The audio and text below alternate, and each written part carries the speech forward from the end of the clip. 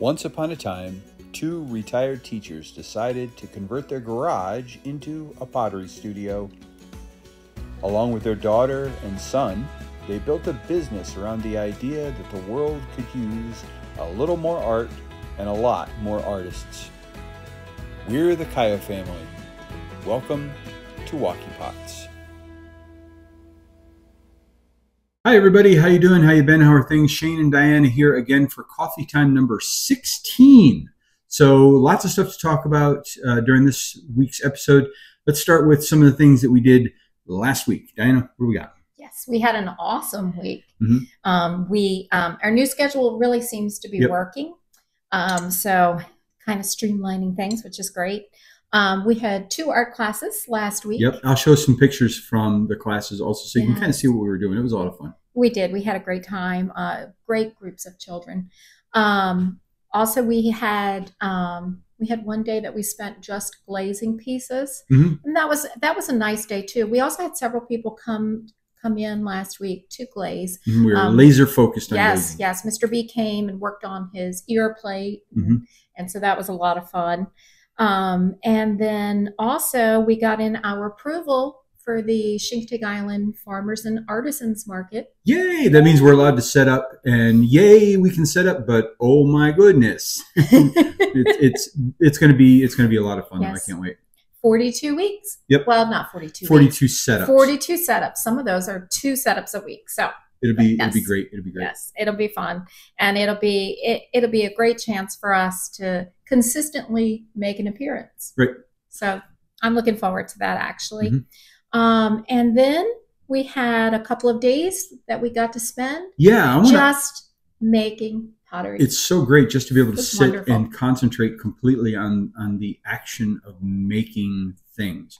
And I want Diana to start off with to tell you what she was doing because she did some really great stuff. Diana, tell us about it. Yeah, I did a wide variety of things, it looks like. But I had so many different things that I wanted to try, and a lot of them were up on our list. And so I'll start right here. I have a hand-built mug. I had some slabs left over from the mug class last weekend. And so I did that along with an image of horses racing on it. And I'll show you close-ups. You'll see it better in a moment. And last week I did talk about sculpting a whale's tail, a fluke. And I did get to that. I was so excited. I got to that. And you did such a good job. Really happy with that. I worked really hard to get the little spine.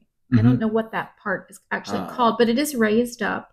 And I was looking at different images of whales, and as I was doing that, and it was really interesting to see how different whales have different flukes. So you can actually identify whales by their fluke. So a lot of interesting things there. I also made a pendant. So there's a nice little pendant to go along too. And we can't help. Oh yeah, your old toad. You just got to pick them up. I do. You just got to pick them up. Look at a little grumpy toad. Grumpy toad. Grumpy toad. Grumpy toad. So tell us about some of the other things you have too, because you have a large number of things. Well, you had mentioned bells last week. So now I didn't use the porcelain. I used our standard 112 clay, and I was working on making a bell body, of which I realized really didn't know how a bell is made. Well, we can make it work any way we want to. It's not its final design, because you kind of told me afterwards. It's got to have a dangler dangling down. I did put a little place in there for the dangler to go, but that wasn't the best plan. But my idea for that is that it could hang like on a Christmas tree even, and that would be so cute. Well, we can figure that out. But it's funny how sometimes things just won't work out right until you actually make it. Yeah, and even then it's like, and then afterwards when I started looking at other bells and stuff, I'm like, why didn't I think of that? But that's how it goes. You experiment, you play around, and eventually you figure it out. However, I will say, because I made that bell, when I was making the bell's body, I was like, you know what? I think that would make a cute chicken. So I made a cute chicken. And that guy's not a bell? He's not a bell. He could be a bell. He could be a bell. He's a potential bell. He's just, but I thought he'd be cute to just sit around. To sit around and have. I did make some herb stripper bowls last week, so I'll pick up one of those. And basically, you're able to take your sprigs of rosemary or parsley or thyme, and you push the stalk through the hole, and you pull, and the leaves remain in the bowl for you to use. So it's a easy way to get them to come off. And you had said you might make some larger ones later, maybe, but these are good for a test. Yes, so I think these are ideal, and I've got 4 different sized holes because, of course, they're going to shrink as they're fired in the kiln anyway. But hopefully, one of those holes will work for, you know. But the thing is, different types of herbs have different size stems to begin with, so it's good to have multiple. My favorite thing I did last week. Are you ready? I'm ready. You know what it is. It's right here, and it is our house plaque. I would not pick it up. I'm not going to pick it up. No, but can I touch it? I want to touch it. It's my house plaque. I so rarely ever do anything for myself. You know, the last time I did something for myself, it was the mug. So this house plaque is for us. So it's going to go out here, and I'm really happy. I've got to put 2 holes in it. I have to decide on the size of the holes. Maybe you can help me figure that one out, so that we can actually hang it on the outside. We have some very thick nichrome wire that you might want to put wire loops in. We'll talk about it. We have a couple days to talk about it. It's still green, still easy to manipulate right now. It's leather hard. And it'll get covered right back up and after we're done here. And in fact, I have it so that there's a board on top of it too, to keep it flat.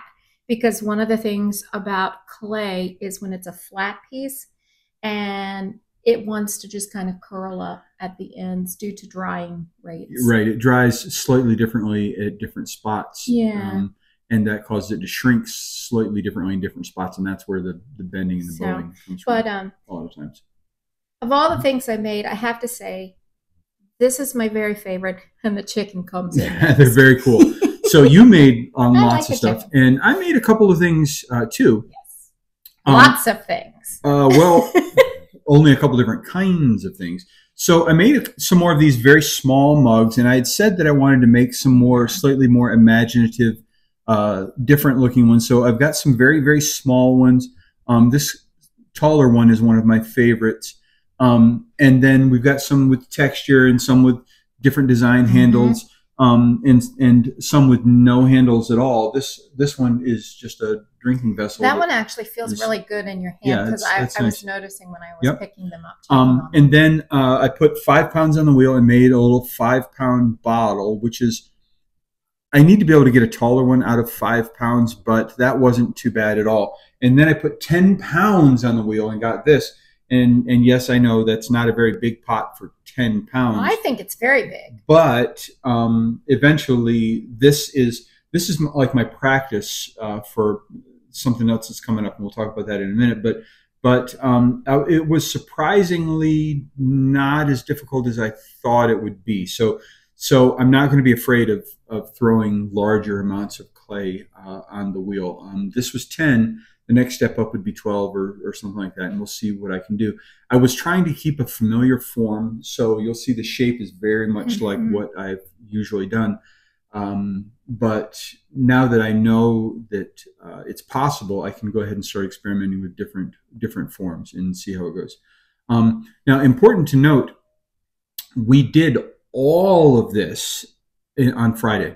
We did. It was no, I did do this yesterday. Well, and that's what I was going to say, with the exception of a couple things. All of this was made on Friday, and then yesterday, Saturday, we put handles on mugs, and Diana made her numbers. But this is 2 days of hustle in the studio, and I enjoyed it. It was a lot of fun, and I think that our new schedule is going to allow us to maintain that kind of a pace. Right. I think it worked really good. And and with yours, the cups had to be made one day and then the handles put on the next day. So a big part of yesterday was you trimming the pieces and making the handles and then attaching the handles. Right. Yep. So, And I helped. You did. You did help. Did. You put a lot of I those helped, on. even though he made more pieces than I did. And yes, I put it up on our chart, and he had 12. Taller, 12 he had 12. Pieces. I had 10. Of course, that might be the reason that I actually made one more thing yesterday. Because I was like, I can't make it to my little 10 line because I have them marked off up there. Tens. And I'm like, I only have 9. I need one more thing. That puts you over the edge. But it's a great project, and we're looking forward to seeing some of those. And that will be an upcoming class for sure. Yes, and I'm thinking about doing that one pretty soon because that was a lot of fun to do, and you can use so many different textures to do that, and you know, and then I added the flower, and then I added a leaf. And well, let's talk about now, because we're mentioning all this clay. Most of the clay that we used on Friday was one of our kinds of clay that we did as a normal staple in our studio. We have these 3 things that Diana made that were out of a different clay. And the thing we want to talk about this week is the kinds of clay we typically use in the studio. Yes, because one of our students asked, what kind of clay do you use? Right. So I'm going to let Diana talk about this because she remembers it a little better than me. Well, as far as the numbers and things, I usually do. But anyway, you know, types of clay is fine. But as far as what we use basically stoneware clay here in the studio.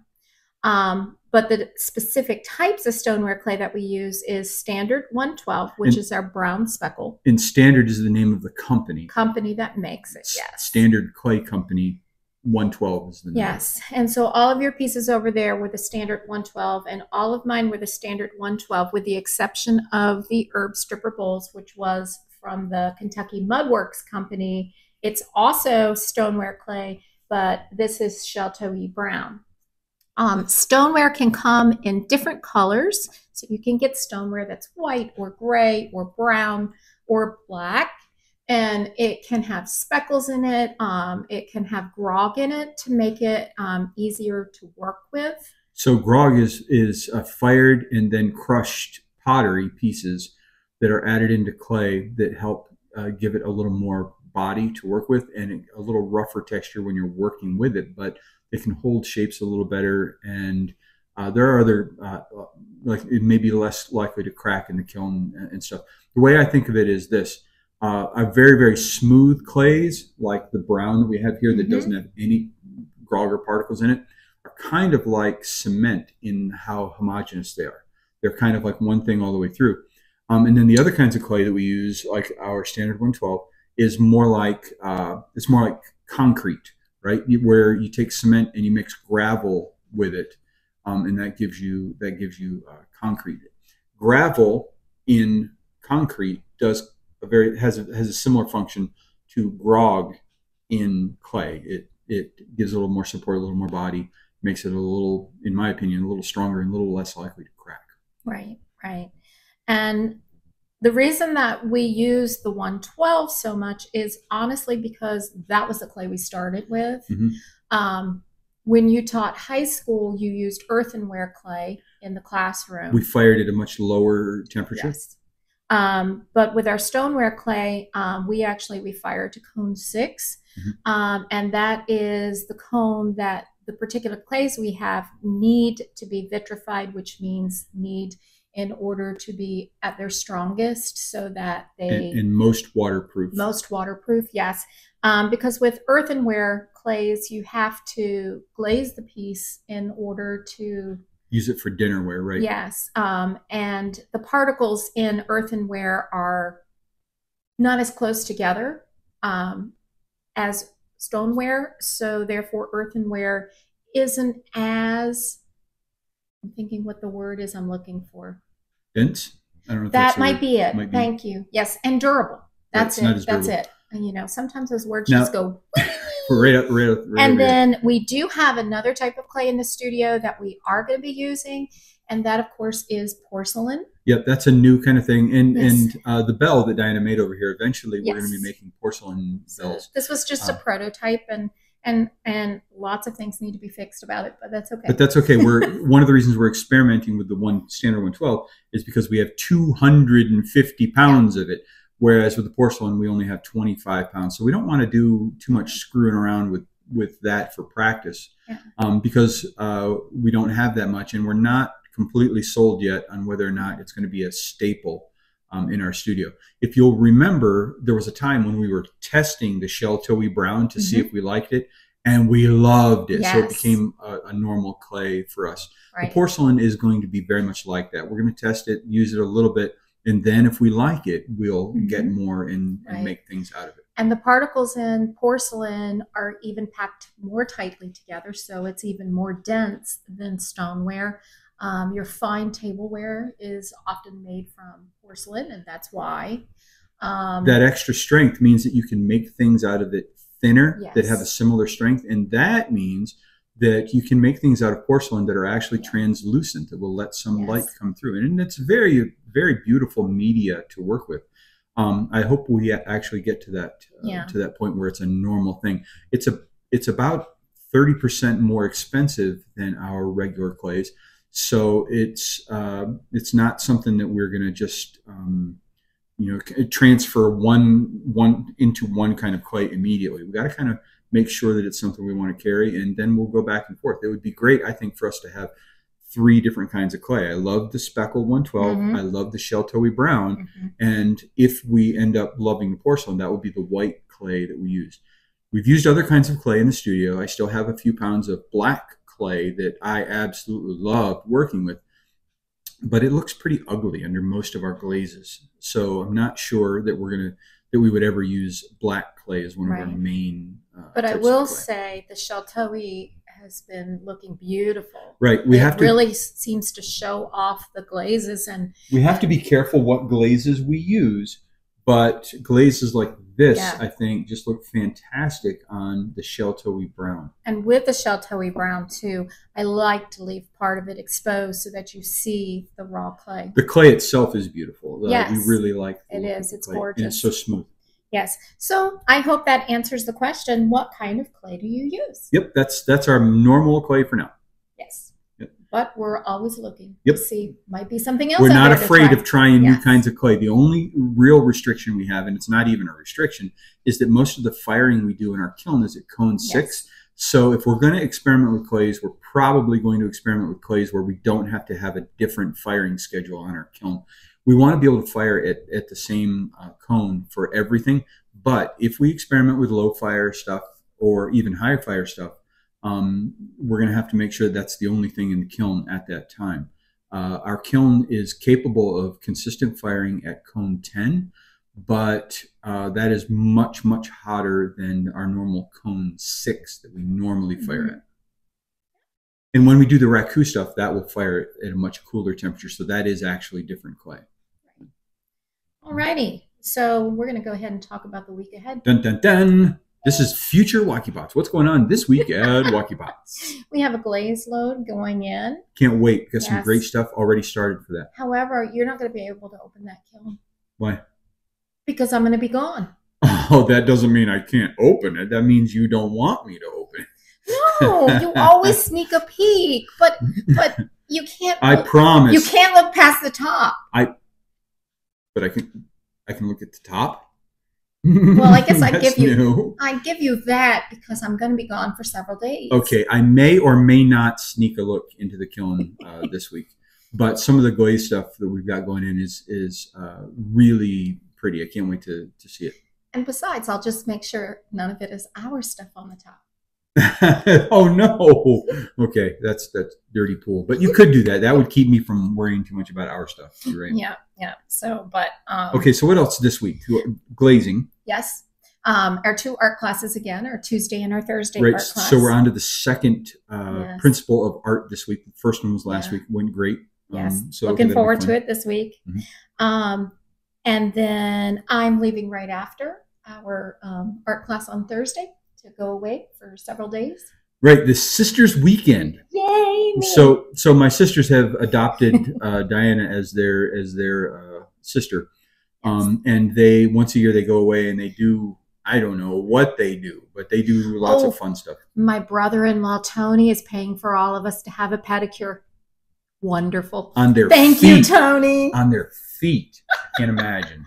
So it's going to be, you're going to have a lot of fun. Yes. And we're going to go into Fredericksburg, and I am hoping to find a pottery shop because. Now, you're going to go into a pottery shop. Are you going to go in all like incognito, inconspicuous? You're just a normal consumer. Or are you actually going to talk to the people in there and say, oh, we have our own pottery studio? What are you going to do? What's your plan?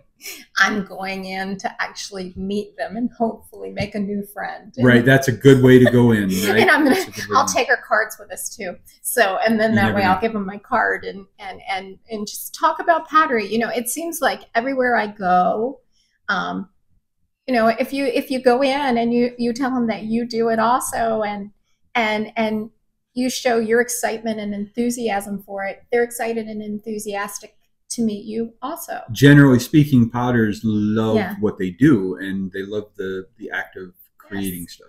And then I'll probably buy a small piece because I can't help myself. We support potters. Yes. So if we come across a potter out in the wild, we'll usually buy something from them. I remember going to an art festival last year and buying a bowl that I probably wouldn't have bought otherwise, but the lady was so enthusiastic and friendly about her pottery journey that I wanted to encourage her, and so she was young too. Yes. I mean, she was fresh out of high school, so I mean, yeah, I mean, someone else could sit there and look at all the faults and stuff, but she loved what she did, and I am 100%. It's a story. We buy the story. I'm 100% behind somebody doing what they love. Yes. So I bought a bowl.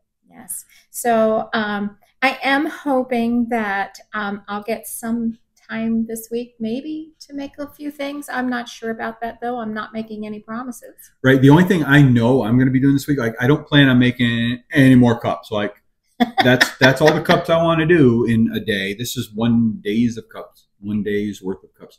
Yeah. I want to make some larger forms. Think of like this. Maybe a little more bulbous, a little more round. Remember, I'm sneaking up on that moche pot, and I don't have it out here where you can see it. But that form is going to be more of a ball, and I need to sneak up on that form with maybe as much as 20 pounds of clay or something like that, fairly large. And once I get that form correct, then I'll know that I'm ready to make the rest of it and work on that. But my process of learning pottery is to sneak up on these new designs. And work on them a little bit at a time in small amounts. And that's why, you know, it took me forever to sneak up onto this little form right here. And if you ignore the handle, this little form right here has been one that I've been working on for a very long time. And I now make this form in all sizes, from like shot glass size all the way up to right now about 10 pounds. And it's just a way of learning it. You do it enough, and eventually you figure it out. Bottles for me are going to be the same way, and the larger forms eventually I'll get there. And it's the good thing about it is it's a lot of fun. We enjoy making this stuff. Yeah. Yep. So what else? Is there anything else we need to talk about? Coffee time might be just a little bit late next week. Oh yeah, that's right. So Diana will be coming back from her trip on the day we normally make these coffee time videos, and right now it's Sunday at about. Oh no, it's about 1 daylight savings time. Yes. Oh my goodness.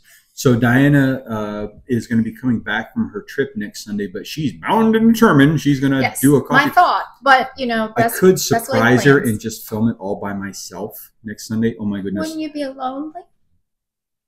I would be terribly lonely. That's a horrible idea. I better not do that. I would not do that. He's probably thinking to himself, yay, she's going to be gone. I'm going to play video games. Hey. I don't only play video games.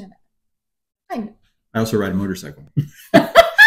So, all right. So is there anything else we need to talk about? No, I think that's it. All right, guys. Listen. It's a good week. Thank you very much for watching. And I'm going to put this out there on Facebook and Instagram also. But if we do get to 300 subscribers, we'll start doing how-to videos on a regular basis, where we actually walk you through the process of making some of the things that we're making. And we're not quite halfway there yet, 138 subscribers or something like that. So if you get a chance, share this video and try to get somebody else to subscribe. In the meantime, thank you very much for watching. And I think that's about it for us, right? Yep. All right. Toodaloo, TTFN, ta-ta for now. Take care. See you later, everybody. Have a fantastic day no matter where you're at. Bye, everyone. Bye, guys.